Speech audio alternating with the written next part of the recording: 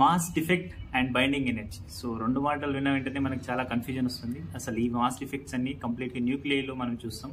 ఈ న్యూక్లియర్లో mass defect and binding energy ఎలా నేర్చుకోవాలనే కోసం చిన్నగా ఎక్స్పెరిమెంటల్గా ట్రై చేస్తున్నా. సో మనం ఈ పిండితో అంటే ఈ గోధుమ పిండితో చపాతీలు ఏం లేదు, జస్ట్ ఈ కాన్సెప్ట్ ఏంటో నేర్చుకుందాం. సో జనరల్గా బైండింగ్ ఎనర్జీ లేదా మాస్ డిఫెక్ట్ అనేది తెలియాలంటే మనకు రెండు రియాక్షన్స్ అనేవి ఎలా జరుగుతున్నాయో తెలియాలి. ఫస్ట్ ఆఫ్ ఆల్ మనం మాస్ డిఫెక్ట్ గురించి బ్రీఫ్గా డిస్కస్ చేద్దాం. So mass defect is nothing but some mass variations are there which are before forming of product after forming of reactants. So చూద్దాం. సో జనరల్గా కెమిస్ట్రీ ఓరియంటెడ్ డిస్కస్ చేస్తే మనకి ఏం చెప్తాం, మనకి ఎప్పుడైనా సరే నంబర్ ఆఫ్ రియాక్టెంట్స్ అన్ని కలిసిపోతే ఒక ప్రోడక్ట్ ఇస్తుంది కదా. సో ఆ ప్రోడక్ట్ని ఎలా ఫామ్ చేస్తున్నాం, అసలు మాస్ డిఫెక్ట్ ఎలా క్రియేట్ అవుతుందని చూడండి. For example mass defect is nothing but ఇప్పుడు నేను ఇక్కడ ఉన్న ఈ ప్రొడక్ట్స్ రియాక్టెంట్స్ అన్నిటిని కంబైన్ చేస్తే నాకు ఒక ప్రోడక్ట్ వస్తుంది.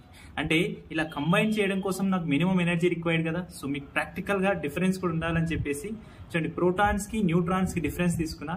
ఎందుకంటే ఇవి న్యూట్రాన్స్ బిగ్ సైజులో ఎందుకు ఉంటాయి, because it has a small greater mass compared to the mass of proton. So కాబట్టి ఈ డిఫరెన్స్ కూడా ఉంది. Let consider protons and neutrons.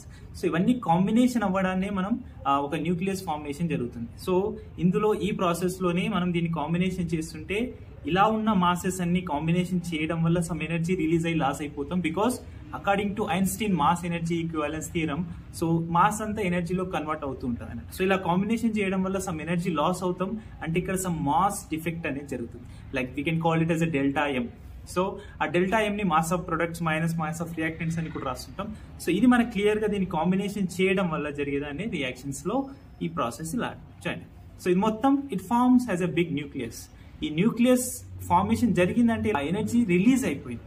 So ఇక్కడే మనం ఒక పాయింట్ నేర్చుకోవాలి విచ్ ఈస్ ఎగ్జో ఎర్గిక్ రియాక్షన్. ఎప్పుడైనా సరే మనం ఆ రియాక్టెంట్స్ అన్నింటినీ కాంబినేషన్ చేస్తూ ప్రొడక్ట్ని డెవలప్ చేస్తే, ఇలా ఎనర్జీని రిలీజ్ చేస్తే దాన్ని exoergic reaction. Very easy. And same ప్రాసెస్లో ఇప్పుడు ఈ న్యూక్లియస్ని సపరేట్ చేయాలని, నాకు ఇక్కడ ఇంత న్యూక్లియస్ అవసరం లేదు, ఇందులో నెంబర్ ఆఫ్ ప్రోటాన్స్లో కొంత మాస్ని వేరియేషన్ చేయాలి, నెంబర్ ఆఫ్ న్యూట్రాన్స్ని తీసేయాలి. ఇక్కడ నుంచి డెవలప్ అయ్యేదాన్ని ఎండో ఎర్గిక్ రియాక్షన్ అంటాం. చూడండి, ఇప్పుడు మనకి ఎనర్జీ అబ్జార్బ్ చేసుకుంటుంది. ఎండో ఎర్గిక్ రియాక్షన్లో ఎనర్జీ అబ్జార్బ్ చేసుకుంటుంది.